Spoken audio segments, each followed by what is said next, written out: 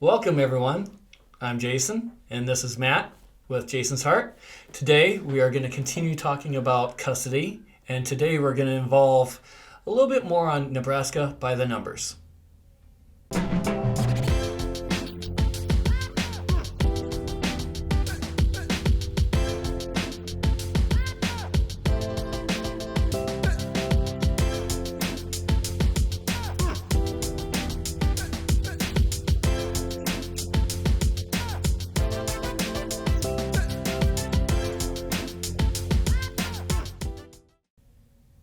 All right, here we are. Yes, sir. Bam, get it done. Got to do that. What do we got going on today? That's the thing. Well, we were essentially trying to figure out what, and I know this is going to totally date us, man, but we were trying to figure out Roscoe Pico Train's dog's name. Was it, no, Cletus was his Cletus deputy. was, nope. That was Enos. Enos! Man. Cletus was the mechanic. That's right. Or Cooter. Cooter. Okay. Okay, what is the dog's name? Okay, someone has got to leave a comment, and I'm like freaking out about this now. I can't remember. We have to figure that out. So Right. Please, by the end of the show, please put in your comment. Somebody help us! Yes. We need help. Yeah, no. So Nebraska by the numbers. Mm-hmm. Craziness. Yeah. So we should talk about that a little bit for folks. And I know we touched on it, but obviously after this week, we've got one more cool interview coming up, and then we're going to transition to the mental health piece. But this is a powerful one. Yes, it is. It is. It's hard to ignore. Well, when it's $31,000 Yeah. a year Yeah. to house someone in a state pen, Yeah. that's a big number. That's some money. Yes. I think that is actually not too far off from like the average new car price.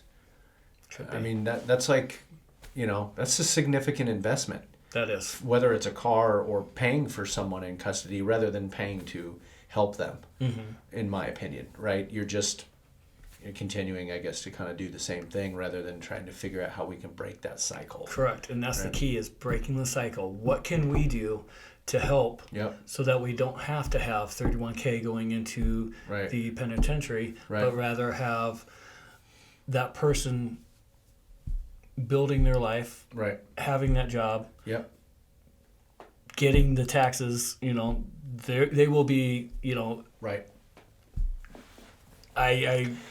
helping out with the taxes, do Exactly. their job, Yep. and it's going to help break the cycle. So. Yeah. Yeah, for sure.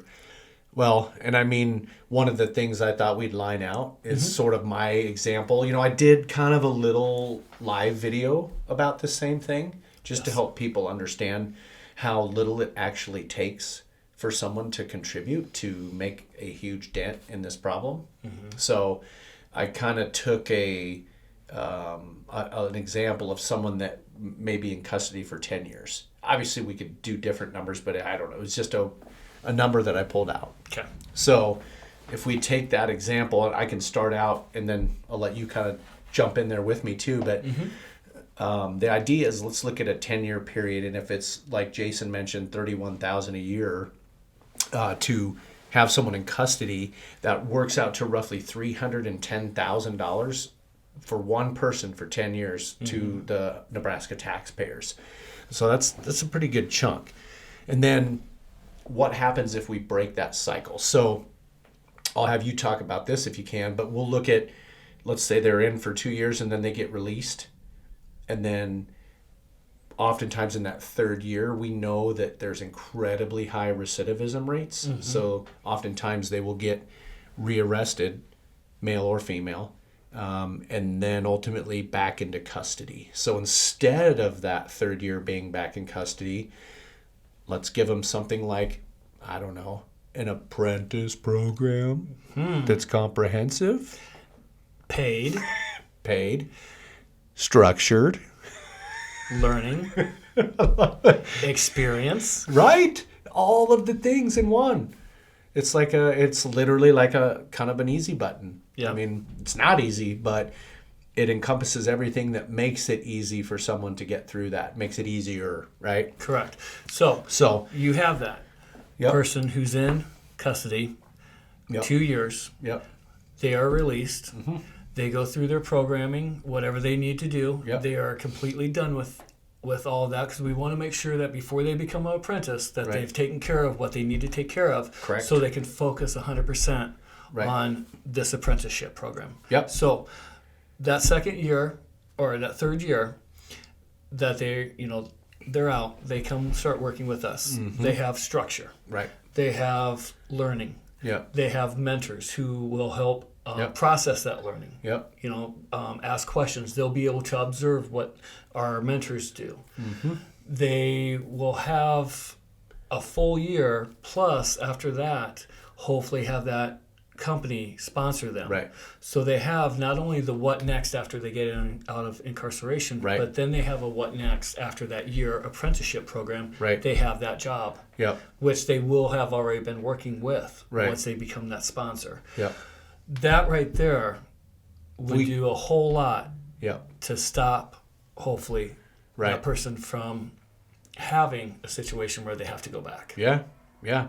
And the nice thing is, we take that. They've done their 2 years. We've got a third year that's now an apprentice program. Yep. So we eliminate 7 years of custody, which is like $217,000 for Nebraska taxpayers, right? That's like the rough savings for that 7-year period. And then, some of the other numbers, again, the 210, right? And then the savings. So if we figure 2 years of custody, 31 grand a year, so 62,000, and it's about roughly that same 31 grand a year for an apprenticeship program, maybe a little more, but that's close. So if we got 2 years in custody, a year of apprentice program, now we're only spending 93,000 instead of 310,000, for that individual. Correct. So that's where we get the savings of 217,000 for the taxpayer of Nebraska. But then it goes even further. So I'll let you talk about that. As we get a little bit further into the savings, what does that mean for Nebraska and our community?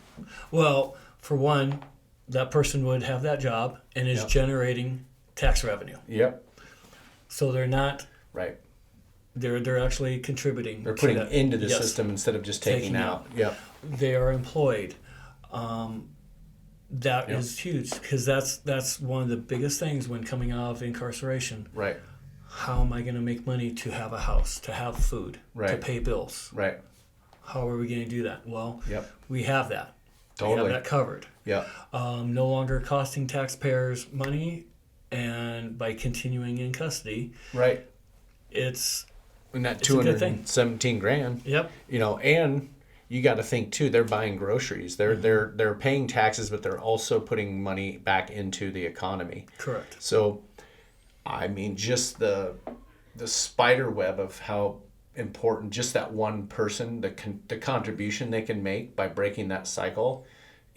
Yes, we talked about the savings to the taxpayer, but all of those other items are flipping huge. Yes, That's a big deal. So, if you look at the actual savings then, so like I keep saying, small amounts make a huge difference. So I think Lancaster County is like roughly 145,299 taxpayers, okay, for Lancaster.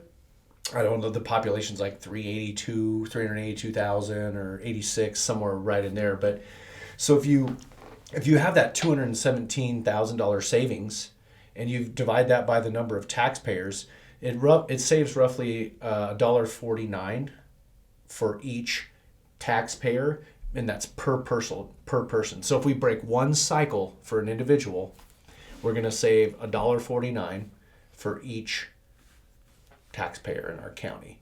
Well, what does that do? Well, if each of the taxpayers in our county took that $1.49 and reinvested it into an apprenticeship program, basically that would, if every taxpayer paid $1.49 a year, it would pay for 7 apprenticeship programs for a year. $1.49. $1.49. That's nuts. It's not much. No. And then I broke it down even further. Go ahead. No, I'll let you share that. All right. It's a big number. A small number, but a big number, right? Yes. So if you have 7 lives changed forever, it would cost 12 cents per month. right. 12 cents per month. That's like half a cent a day. Mm-hmm. Half of a penny. I mean, and that's part of the reason I put some of this together is because as I was like just kind of thinking about it, it dawned on me how small of a contribution one person could really make to impact this thing. And I'm like, a half a cent? How is that possible? I'm like, I must have done the math like 3 times, 4 times, because I'm like, no, is that right? That is totally right. And I'm like, most average Americans probably lose 100 times more change than that in their car or at the store, like every year. So I'm like, man, gosh, like a penny, I could do that. Right? Just a little bit can make a big difference. Yeah. If everyone were to do that. Right.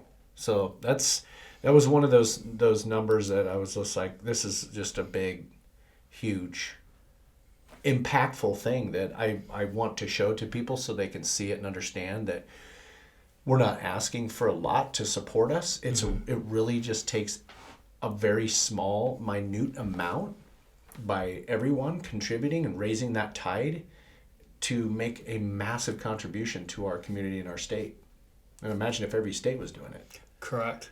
And I mean, it's a thing of where just a little bit can just make that one life impacted. Yeah. And that one life impacted means so much more Right. than all those dollars going towards it. Yeah. Yeah. That's the main thing about it is to affect those lives. Right. It's just it leaves me speechless when something like that happens. I know. Thinking about it. I know, and it was just something that sort of hit me in the head, like, smacked you in the face. Like, wow, it does. Like, almost anyone could make a small contribution to impact life forever. And even if you just did it for a year, that's a lasting, lifelong impact, more than likely.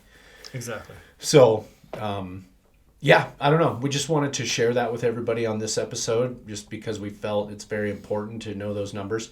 Well, I will have the couple sources I pulled those from.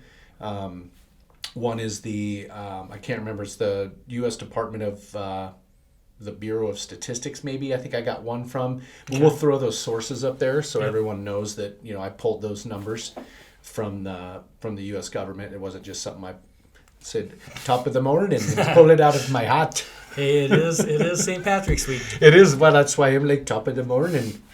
Gotta wear. That's why I got my little Irish hat. There we are. I love these little hats in the winter. But yeah, St. Patty's Day is around the corner. Hopefully everybody's gonna have a good St. Patty's, and we're gonna knock some socks off with an interview coming up this week for next week's episode that will be really cool, and maybe some more specificity with the numbers and the challenges that we see with the Department of Corrections here. Because Falana will be here. Yes, she works in the Department of Corrections. She's the administrator for the reentry program. So that's why we've been talking about this a little bit. She's going to just be a great resource. Yep. I've known her for many years when she worked at Department of Human and Health Services. Yep. And I'm just amazed by this woman and what she does and how she cares. So she's in a great spot to help people. And by bringing her on, hopefully that will allow us to be able to help more people as well. Right. And so by combining forces, we can reach more people together. Right. Nice. And if you notice, I wore my lovely shirt again.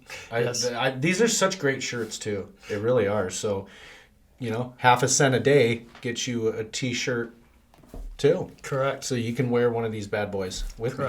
So sporting it well again. And maybe we'll even send one out to whoever, if someone comments on there and tells us Roscoe Pico Trains dog's name, I'm happy to send them like one of our challenge coins or a shirt. There we go. Now we have the challenge out there. That's a deal. Get on it. So, right on. Well, we'll check in with everybody here in our next episode and have an awesome St. Patty's Day. Definitely, and we're looking forward to our next one with Falana. And you guys have a great day. Become one of the people helping people. Yes, walk with us. Yep, Jason's Heart 402 on social media. Find us. Thank you all.